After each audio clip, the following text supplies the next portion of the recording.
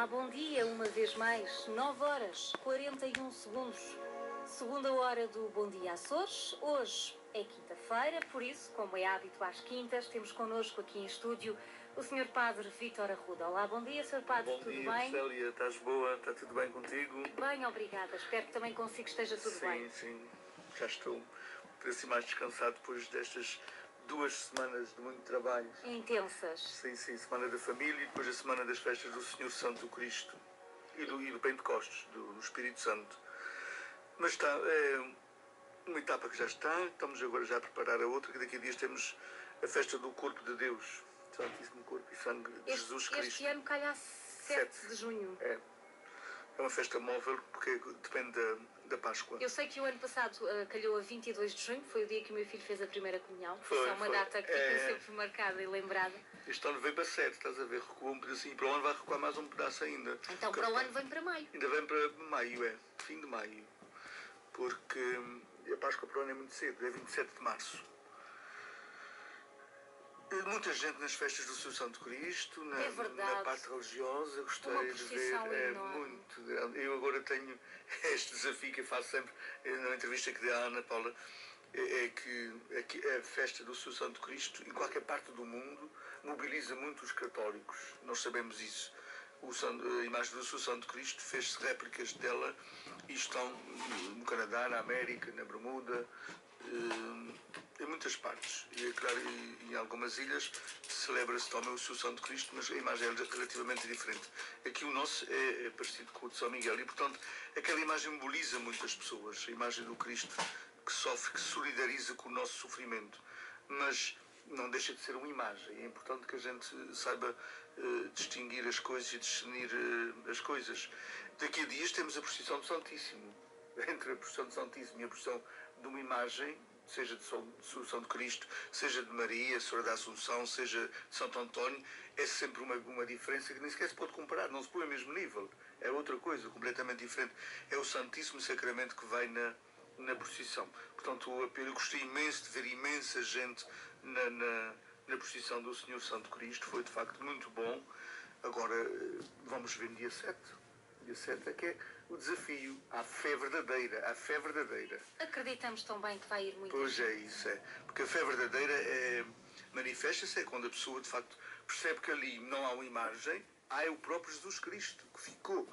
Não foi invenção da Igreja, ele disse: eu estarei convosco até o fim dos tempos. Tomai e comei, isto é o meu corpo, tomai e bebei, isto é o meu sangue, fazei isto em memória de mim. Sempre que o fizeres, eu estou. Portanto, é o próprio Santíssimo Sacramento que vai pelas ruas de Vila do Porto. Este ano o percurso é o mais pequenino, a procissão do Santíssimo está dividida em 2 percursos. Este ano o percurso é o mais pequenino, vai até à Capitania, depois vem cá acima à travessa dos 2 bancos e, portanto, dá a possibilidade de toda a gente poder participar. Este ano temos a profissão de fé, os miúdos da profissão de fé, e faço um apelo a todos, porque há a profissão de fé em três comunidades este ano. E, portanto, todas as crianças, porque a procissão do Senhor Santo Cristo não é uma procissão da vila, é uma procissão da ilha. A procissão do Corpo de Deus não é uma procissão da vila, é uma procissão da ilha. Todas as ouvidorias de Portugal e da Igreja Católica têm numa igreja a procissão do Santíssimo. Na matriz, normalmente, nas matrizes. Tem a ouvidoria, normalmente o ouvidor é parque da matriz, e essa procissão é uma procissão de ouvidoria, ou seja, implica todas as paróquias. Em muitos lugares, em muitas ouvidorias, vêm representantes de cada paróquia trazendo a cruz paroquial, a cruz de cada paróquia. E lá estão as cruzes simbolizando a unidade da ouvidoria nesta festa do Corpo de Deus. Para a semana falaremos mais um pedacinho nesse sentido. Esta semana temos a festa da Santíssima Trindade. Depois do Pentecostes, que é o dia próprio do Espírito Santo, temos agora a Santíssima Trindade. Sempre me causou um bocadinho de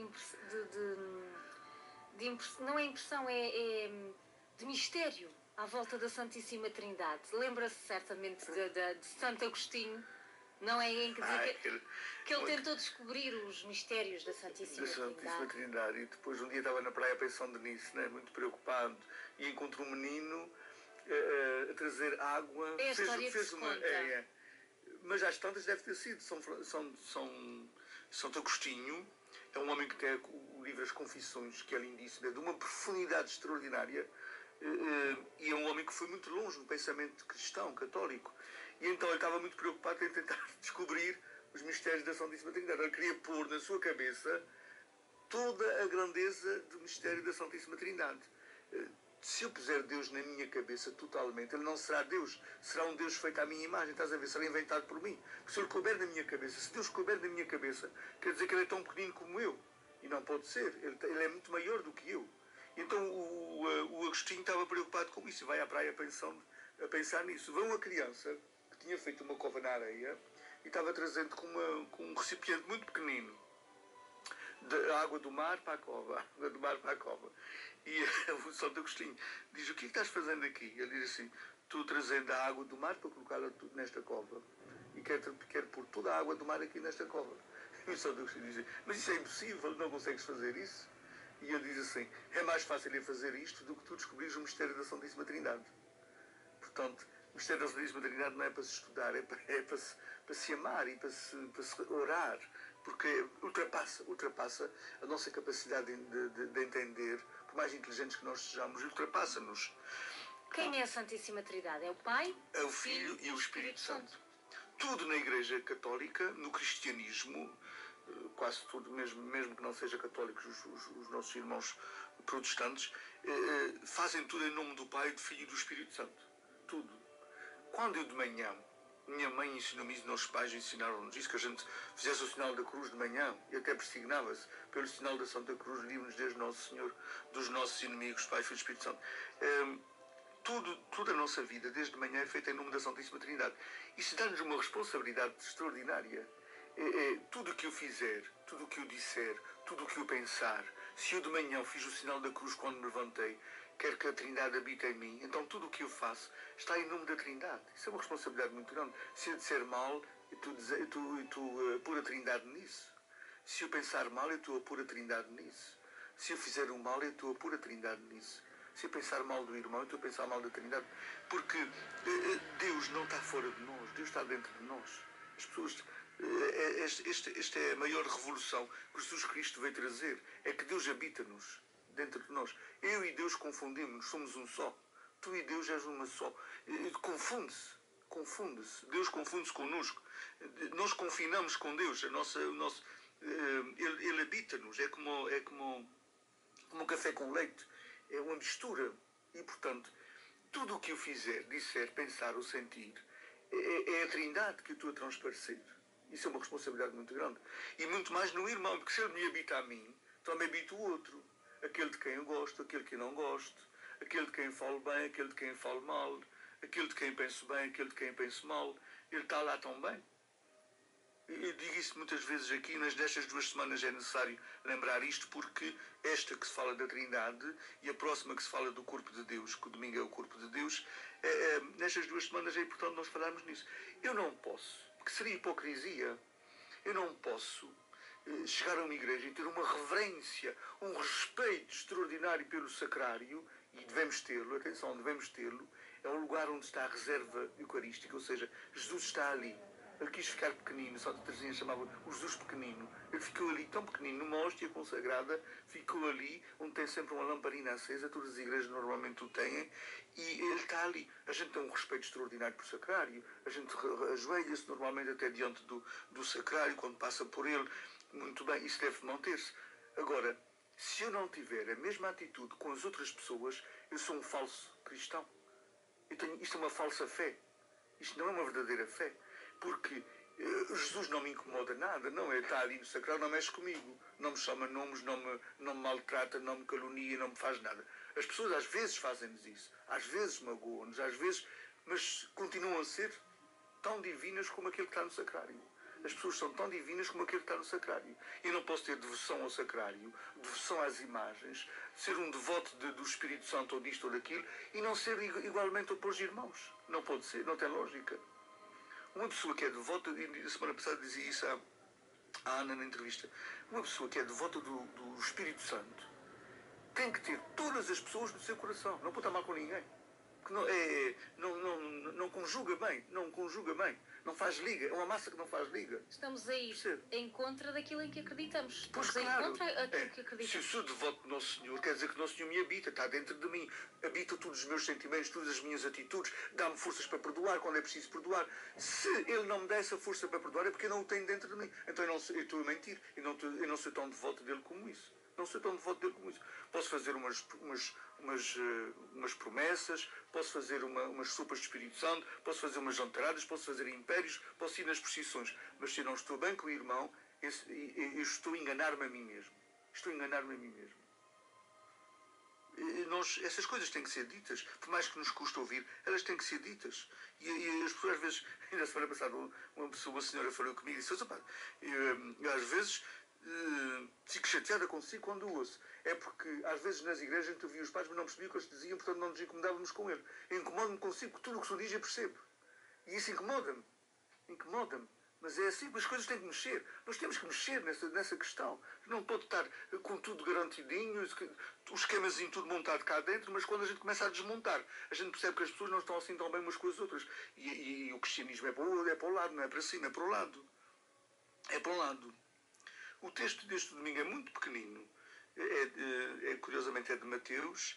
E Jesus diz-nos assim, naquele tempo, os 11 discípulos partiram para a Galileia, em direção ao monte que Jesus lhes indicara. Quando o viram, adoraram-no, mas alguns duvidaram. Jesus aproximou-se e disse-lhes, todo o poder me foi dado no céu e na terra. Ide e fazei discípulos de todas as nações, batizando-as em nome do Pai, do Filho e do Espírito Santo, ensinando-as a cumprir tudo o que vos mandei. Eu estou sempre convosco até ao fim dos tempos.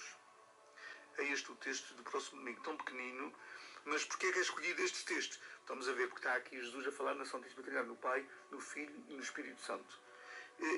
Os judeus, nós somos os irmãos mais novos dos judeus, eles são os nossos irmãos mais velhos. Porquê? Porque eles, a revelação veio por eles.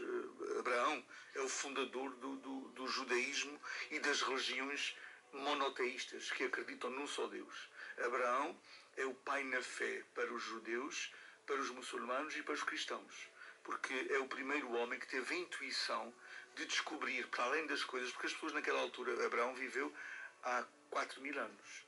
Naquela altura as pessoas adoravam a terra, adoravam o sol, adoravam a água, adoravam o ar, adoravam o vento. Não adoravam o verdadeiro Deus. Abraão teve esta intuição, que é, percebendo que essas coisas todas tinham alguém além delas, que era o Senhor, o Criador de todas as coisas. E esse homem, depois dessa intuição, mudou a sua vida. Simbolicamente no texto diz assim, sair da sua terra e foi começar uma vida nova, no fundo começar uma pátria nova, uma família nova, uma nova religião, uma religião monoteísta, um só Deus. E nós somos descendentes dele. Mas o Deus para os judeus não é o Deus Pai, Filho e Espírito Santo. É o Deus Criador. É o Deus que é o libertador do Egito, libertou-os do Egito. Nós, os cristãos, por causa de Jesus Cristo, a Santíssima Trindade não foi inventada pela Igreja. A Santíssima Trindade foi o próprio Jesus que nos disse. Quando ele estava quase a ir embora, ele diz assim, eu vou partir, mas eu e o Pai vamos enviar-vos o Espírito. E o Espírito vai-vos ajudar a cumprir tudo o que eu vos mandei. Se eu não for, não vos enviarei o Espírito. Eu tenho que ir para vir o Espírito. O próprio Jesus é que começou a dizer que Deus era uma família. Ele é que nos diz que Deus é uma família. Esta linguagem de pai e filho é uma linguagem que nos é muito familiar. Portanto, Deus é uma família em relação. Deus é uma família em relação. Ele entre si também está em relação. Deus não é solidão. Deus não é solidão. Deus é relação, Deus é comunhão, Deus é família. Isto é que é a Trindade. É saber que eles estão em relação. Uma relação de amor tão intensa, tão profunda, que extravasou para nós. Extravasou para nós. Nós somos consequência da relação de amor de Deus Pai, Deus Filho, Deus Espírito Santo. Como somos consequência no nosso corpo da relação de amor dos nossos pais. Nós somos consequência de uma relação de amor. Fomos gerados no amor. E, portanto, nós somos feitos para a relação com o outro, para o amor, porque somos feitos da Trindade e a Trindade é feita disso mesmo, da relação e do amor, da comunhão, é a família. E é este Deus que Jesus nos vem revelar. Isto é absolutamente novidade. não podia ter sido inventado pelos apóstolos, porque eles não tinham essa capacidade. Teve que ser alguém a dizer isto. Se até ali só se falava em Deus Criador e Deus Libertador, porque os judeus tinham essa consciência de que Deus tinha criado tudo e depois que tinha libertado o povo do Egito, mas só havia era um Deus só. Se depois começa-se a dizer que há um Filho e que há um Espírito Santo, que é a consequência do amor do Pai e do Filho, e que esse Deus nos habita, que é uma trindade, isso só pode ter... Pronto, houve ali uma mudança, um corte entre o antes e o depois. E foi Jesus Cristo, de facto, que nos revelou esse Deus que é Pai, que é Filho, que é Espírito Santo. Um Deus que está connosco. Jesus diz aqui: eu estou sempre convosco até ao fim dos tempos. Esta é a melhor promessa que Jesus nos deixou. Nos momentos mais difíceis da vida de um ser humano, é disto que a gente tem que se lembrar. Eu estou sempre convosco até ao fim dos tempos. Em qualquer situação. Se Ele está sempre connosco, porque é que existe o sofrimento no mundo? Estava a pensar exatamente isso. Não. As pessoas chegam a uma certa altura da sua vida e que acontece alguma coisa de mal e que pensam que Jesus os abandonou. Pois é. A primeira tentação que a gente tem é essa, pensar que Jesus nos abandonou. Porquê é que Jesus me fez isso? Porquê é que Ele me abandonou? É o que as pessoas pensam. Mas é interessante nós vermos que, por exemplo, acontece um acidente a um filho e a mãe e o pai, esse filho é claro, tem mãe e tem pai. E porquê é que a mãe e o pai não evitou que aquele filho tivesse aquele acidente? Não é? Porque não podiam ter evitado, porque as coisas acontecem. É porque aí estás a responder à tua pergunta, estás a ver? Deus não evita as coisas, porque as coisas correm o seu ciclo normal. As coisas só correm o seu ciclo normal. Depois desse acidente que esse filho tem, causa-lhe muito sofrimento. Os pais podem evitar o sofrimento dele.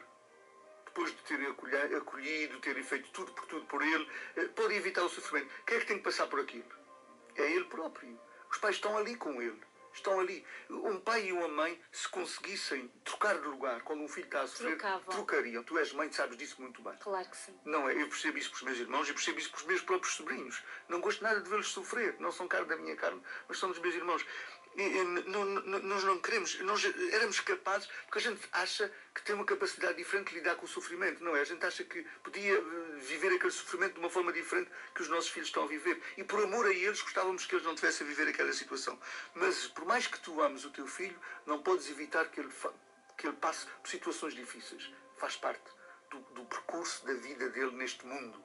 Como fez parte do teu percurso, tu também tens pai e mãe, e os teus pais também fizeram a mesma história contigo. Tu fizeste com o teu filho fará um dia com alguém. É assim. Há um escritor, Elie Wiesel, ele até foi o Prémio Nobel da Paz, que ele tem um conto chamado A Noite. E esse conto fala-nos do tempo fez agora 70 anos, do Holocausto, aqueles mortos em Auschwitz, nos campos de concentração, na Segunda Guerra Mundial. E há um menino que é condenado à morte, por enforcamento, nesse campo de concentração. E juntamente com esse menino, porque houve negligência também dos adultos, há uns quantos adultos que são mortos. Os adultos morrem imediatamente. O menino continua a sofrer, não morre logo, no enforcamento, e continua a sofrer uma agonia terrível, interminável. Então o autor diz assim: atrás de mim há uma mulher que chora e grita, afinal, onde é que está Deus? Outra pessoa responde: não vês? Deus está a morrer naquele menino. Deus está a morrer com ele. Não está evitando a morte, mas está ali a morrer com ele. Jesus solidarizou-se com o nosso sofrimento. Ele experimentou todo o tipo de sofrimento. O desprezo, a calúnia, a traição, a humilhação, a negação. Experimentou tudo o que a gente experimenta na Terra. E inclusive experimentou a própria morte. E uma morte atroz, terrível. Pregado numa cruz. O pai, onde é que estava o pai de Jesus não podia evitá-lo também que ele tivesse a viver aquela situação? O filho não estaria a fazer a sua história e nós não estaríamos aqui se o pai tivesse tido ali uma intervenção diferente. Portanto, Deus ainda continua a ser crucificado onde quer que haja uma pessoa a sofrer. Não evita o sofrimento, porque aquilo faz parte da história e Deus não faz magia. Deus não é um mágico que vai resolver as coisas. Deus não é um mágico. Deus não é um mágico. Ainda agora estava a ler um artigo que dizia assim: Deus não pode. Uma pessoa acaba de tomar, vamos entrar agora no verão, uma pessoa faz uma boa refeição e logo a seguir vai para a água e depois tem um problema por causa da digestão que não fez. Deus não faz magia impedir que a pessoa tenha um problema porque procedeu mal. A pessoa procedeu mal. A seguir a refeição não se pode ir para a água. Pôs-se na água. Deus não faz magia ali. Impedir que haja aquele problema, impedir que a pessoa tenha um problema na água porque não, a pessoa tomou uma atitude, foi livre para tomar uma atitude, vai ter que sofrer as consequências. Mas depois as pessoas têm a tendência, por exemplo, acontecem casos em que as pessoas são salvas, entre aspas. Havia uma viagem, eu ia embarcar naquele avião e por alguma razão que me aconteceu eu não embarquei, o avião caiu. E as pessoas o que é que pensam? Deus pôs-me a mão. As pessoas pensam assim, mas eu vou dizer-te logo assim, e dizem assim, eu não quero acreditar nesse Deus, porque ele não pôs a mão nos outros então. Não é? Foi uma mera coincidência, foi uma sorte. Claro. Como é que Deus pôs a mão a ti e não pôs a mão nos outros que lá foram? Sim, porque razão é que ele gosta mais de mim do que gosta de mim. Não é, não teria lógica nenhuma, esse raciocínio tem todo o sentido de se fazer. Eu não posso, pensa, foi um milagre. E agora vou agradecer ao Nosso Senhor porque ele me salvou do avião. E os outros? Morreram lá, os 150. Nesta história do último avião que caiu, que houve imensa gente que ficou em terra por uma coincidência, por uma história, porque não estava traçado, não é um destino, não temos destino. Mas são as escolhas, são as escolhas. As pessoas que não foram naquele avião fizeram uma escolha à última da hora diferente. Pronto, fizeram uma escolha.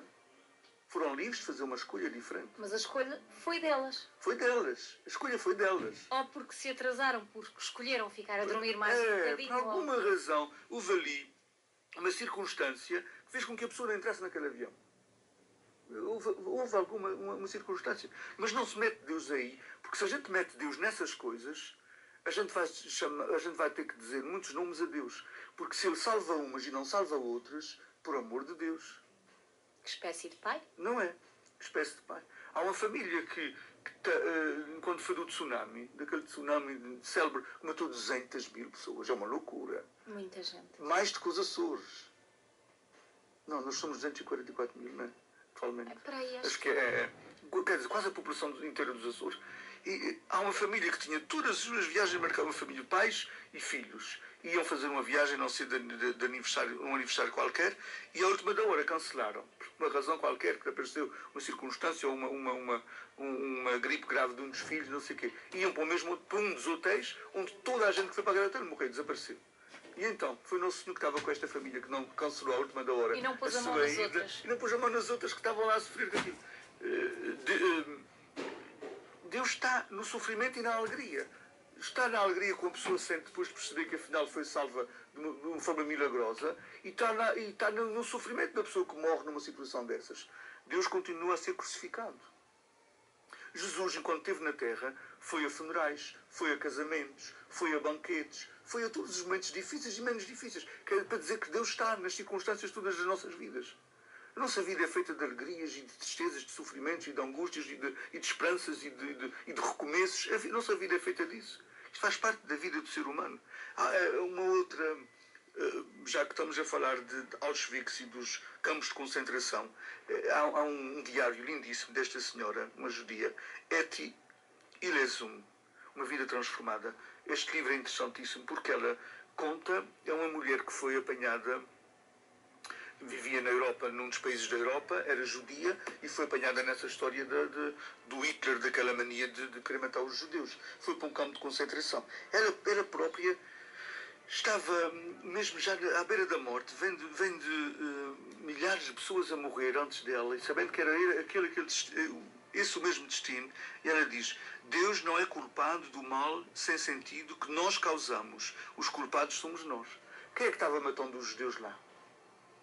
Era o Hitler e as suas tropas. Não era Deus que estava fazendo. Quem é que faz as guerras? É o próprio homem. O próprio homem, não é Deus. A gente não pode pedir a Deus que venha resolver coisas que nós fazemos.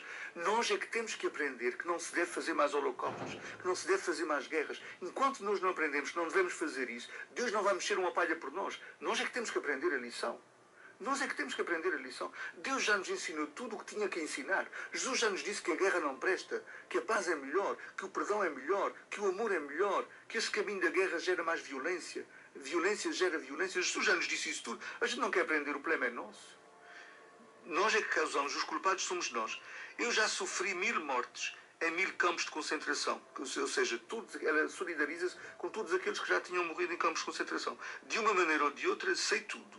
Contudo, considero que a vida é bela, carregada de sentido, minuto a minuto. Como uma criança, sinto sempre que a vida é bela e isso ajuda-me a suportar tudo. Sim, vê bem, eu creio em Deus, mesmo estando à beira da morte. Vê lá, esta mulher deixa isto descrito no seu diário. Faz-me lembrar, só me vem à cabeça o filme A Vida é Bela. Já ouviu? Eu já vi também, é muito gira. Em que o pai tenta, para o filho não sofrer, para o menino não sofrer, tenta fazer que aquilo é tudo uma história inventada, que quando os tropas estão a levá-lo ele tenta fazer que está a brincar com eles, só para o filho não se aperceber da gravidade da situação. O que o pai vai fazendo por ele. Mas nós temos que perceber, nós os seres humanos, é que somos culpados por muitos dos problemas que existem no mundo. Nós não podemos estar a chamar pouco a pouco Deus para vir apagar o fogo que nós causamos. Não é? Deus não é bombeiro. Deus não é um bombeiro que vai resolver os nossos problemas. Infelizmente, até os próprios, muitos, não todos, mas próprios desastres naturais, catástrofes naturais, são causadas pelo homem. A maioria deles são, erros. Atenção, não foram erros feitos pela nossa geração, foram feitos passado, mas é claro, estamos a sofrer as consequências. Mas a gente agora está tomando decisões que os nossos bisnetos é que vão sofrer as consequências dessas decisões. Em termos de ecologia, em termos de poluição, em termos, por exemplo, da questão do sol e dessa proteção da camada do ozono. Nós estamos a destruir isso agora. Ainda temos camada do ozono para nós, os outros que se lixem. Quase, no fundo, é assim que a gente pensa. Mas é claro que alguém vai sofrer as consequências. Alguém vai sofrer as consequências. E nesta altura eles se calhar vão colocar a culpa em Deus. Nessa altura, pois é, estás a ver. Mas o que é que Deus teve a ver com isso? Se nós fizermos escolhas erradas ainda. Se nós já temos todos os anos, ou 2 em 2 anos, há uma reunião no mundo. Quase todos os países já fazem parte dessa reunião. Por causa do clima, não é? Ainda vai haver do crime do planeta Terra. Do crime do planeta Terra. Chega-se ao fim. Já viste os milhões que se devem gastar para juntar chefes de Estado do mundo inteiro, as seguranças que isso implica, os hotéis, as comidas, tudo. Chega ao fim. É sempre um flop, uma montanha para ir um rato. Porquê? Porque eles não querem aprovar coisas que implica cortar no armamento, cortar na poluição, cortar... Os países não querem isso. Quem é que vai sofrer as consequências disso? Gerações futuras. Deus tem alguma coisa a ver com isso? Claro que não. As pessoas que tenham a iluminação correta, nós, em qualquer decisão, nós podemos escolher o bem e escolher o mal. Nessas reuniões climáticas, então não vai haver uma outra vez. Acho que é em Tóquio. Nessas reuniões, o governante pode escolher bem e pode escolher mal. Às vezes escolhe mal. Quem é que vai sofrer as consequências? Mas a culpa é dele, não é de Deus. Mas é tão injusto as pessoas serem prejudicadas por a decisão de um ou de dois. Pois é, e é injusto. O resto da humanidade. É injusto. Nos próximos 40, 50 anos, o nosso país tem uma dívida que não apagará, senão nos próximos 40 e 50 anos. Ora, 40 anos são quase 2 gerações. Quer dizer, daqui a 40 anos, o teu filho já tem netos. E os meus bisnetos ainda vão estar a pagar uma dívida do nosso tempo. Erros dos nossos tempos, de governantes. Nós temos sempre uma palavra a dizer no voto. Sim. Quando a gente se abstém, quando uma pessoa não vai votar, não imagina a responsabilidade que isso é, o erro que isso é. Depois vai-se queixar a Nosso Senhor das coisas estarem a correr mal. Não é Nosso Senhor, é tu que no momento que devias ter decidido, não decidiste bem. Nem sequer foste, muitas vezes. Nós temos que pensar que não temos que pôr Deus nessas coisinhas, porque Deus não está nessas coisinhas. Deus está connosco até o fim dos tempos, mas dá-nos absoluta liberdade para a gente fazer escolhas, ou boas ou menos boas. E se fizermos escolhas boas, vamos sofrer consequências boas. Se fizermos escolhas más, também vamos sofrer as consequências. Nós não temos que gritar aqui del rei a Deus para vir resolver os problemas, não. Nós é que temos que ponderar bem as coisas, nós é que temos que pedir iluminação. Por isso é que toda a nossa vida deve ser feita sempre em nome do Pai, do Filho e do Espírito Santo. Quando eu de manhã me benzo e digo, quero que a minha vida hoje seja em nome do Pai, do Filho e do Espírito Santo, eu tenho que pensar todo o dia nisto. Eu tenho que pensar quando faço uma escolha, quando digo uma palavra, quando tenho um gesto, quando tenho um pensamento. Eu tenho que pensar que tudo isto tem que estar envolvido em Deus. E se eu penso isto, eu vou pensar 2 vezes antes de fazer uma escolha errada. Se eu penso que Deus está metido em mim e eu estou metido em Deus. Isto é muito importante. É um domingo muito importante nesse sentido, de nos responsabilizar a nós mesmos e não a Deus. Deus está connosco, ponto. Se for para sofrer, também está sofrendo connosco. Não mexe uma palha, porquê? Porque Ele também está ali a sofrer connosco e vai-nos acolher de uma forma ou de outra. E está-nos a dizer para tirarmos a lição certa daquele sofrimento. Se for para a alegria, Deus também está se alegrando connosco. Mas não queiramos que Ele venha resolver os nossos problemas. Nós temos capacidade para o fazer, porque Ele já nos deixou tudo o que é preciso para isso. Infelizmente, é a condição humana. É a condição humana.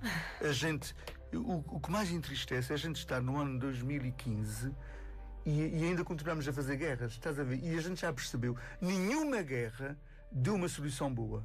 Nenhuma guerra da história. A gente tem memória curta. Precisamos do mesmo elefante. Não é? Temos memória curta. É que todas as guerras, a história já o provou, não trouxeram bons resultados. A guerra não é solução. E a gente continua a fazer guerras. Não queremos aprender. O problema de quem é? De Deus. É nosso. Temos que aprender de uma forma ou de outra. E tantas coisas que podíamos ir agora conversar e não falar. É. A questão da fome do mundo, com países tão ricos, tão ricos, tão ricos. E vê-se tanta criança a morrer de fome. Porque é que vocês não se juntam e não fazem qualquer coisa e não... Dizia aqui uma coisa, há 240 milhões de crianças que ainda trabalham, crianças que não vão à escola, têm que trabalhar, escravas, são escravas. Por exemplo, há 12 milhões de crianças no Médio Oriente que não vão à escola, que são subnutridas. Por exemplo, um dos casos agora que está a ser crítico e que eu acho que os chefes de Estado a nível mundial devem colocar as mãos é aquela questão dos jihadistas que estão a entrar pelo Iémen e por aqueles sítios adentro. As pessoas estão a fugir porque todos. Quem não vai de acordo com os ideais deles, eles matam. E se são cristãos, matam à partida logo, sem perguntar. É a mesma coisa que chegarem por aqui por Santa Maria, matarem, acreditas naquilo que eu acredito, queres-me seguir, não queres? Devastam e acabam com as famílias inteiras. A gente já fez tantas guerras que não se justificaram. O Ocidente já se uniu tudo. A América e a Europa já se uniram para guerras que não se justificaram. Porque é que não... E agora não estão controlando aquele Estado Islâmico. Se calhar até não é possível, mas eu cá, na minha pequenez, penso e digo, porque é que não se juntam? Quem pode, quem tem o poder na mão? Tem que se resolver isso de alguma forma. Tem que se resolver de alguma forma. Não, a situação do mundo atual é grave porque a gente não quis aprender as lições. O padre Jacinto Monteiro, ele era aqui de Santa Maria e depois veio até para Parque para Santa Maria, mas foi meu professor, foi nosso professor durante muitos anos de seminário. E ele dizia, vocês sabem qual é o sonho das crianças africanas? A gente era miúdos naquela altura, 15, 16 anos, e não tinha assim grande conhecimento do mundo quando fui para o seminário, isso já foi há 30 e tal anos. E então ele dizia, o sonho das crianças africanas é serem cãezinhos e gatinhos na América. Porquê? Porque os cãezinhos e gatinhos têm clínicas, têm hotéis, têm comida vendida nos hipermercados, do melhor que existe, têm um tratamento de louros autênticos. E as crianças em África sofrem para ter um naco de pão e um pedacinho de água potável. Isso é um mundo desigual. E quanto desperdício nós fazemos num lado e noutro que desperdício daria para muita gente comer. O que temos a mais não é nosso, não nos pertence, está fazendo falta a alguém. Portanto, não culpemos Deus de nada. Nós, os seres humanos, é que ainda não aprendemos as lições que a história nos está dando. Deus não tem culpa. Ele já nos ensinou tudo o que tinha a ensinar. No próximo fim de semana, hoje há missa na Matriz às 19h. Amanhã há missa em Santo Espírito às 15h30, mas será em Santo António, na Escola de Santo António, com os idosos, uma vez por mês é lá em baixo. Sábado, missa no aeroporto às 19h. Domingo, temos as missas no horário normal, 10h, Matriz São Pedro, 11h30 Almagreira, 11h15 Santa Bárbara, 12h30 Santo Espírito. Próxima semana, recordo que é a primeira semana do mês, portanto, haverá as reuniões de catequistas, serão a última reunião, já é reunião de balanço, porque a catequese acaba no dia 7. Assim, na segunda-feira não haverá adoração Santíssimo, porque eu tenho a reunião de profissão de fé dos miúdos da profissão de fé às 17h. E depois haverá missa às 18h30 e às 19h catequistas. São Pedro também a mesma coisa, na terça-feira. Na quarta-feira, como Santa Bárbara não tem profissão de fé, já fez, era só uma menina, fez na Páscoa, nós temos adoração de Santíssimo às 5 da tarde, 6h30 missa e 19h catequistas. Na Matriz temos a reunião da profissão de fé dos miúdos do aeroporto e da vila às 17h30 comigo na Matriz. Depois às 19h haverá missa e às 20h reunião de catequistas. Santo Espírito, não têm também profissão de fé, será às 18h30 missas, 19 horas reunião de catequistas. Depois na outra semana digo então o calendário de fim de semana do Corpo de Deus. Uma boa semana, continuação de boa semana para todos, e façamos as escolhas acertadas, não esquecendo que temos Deus, que é a Trindade, que nos habita e que nos desafia a escolher sempre o bem e a fazer o bem. Um bom dia. Bom dia.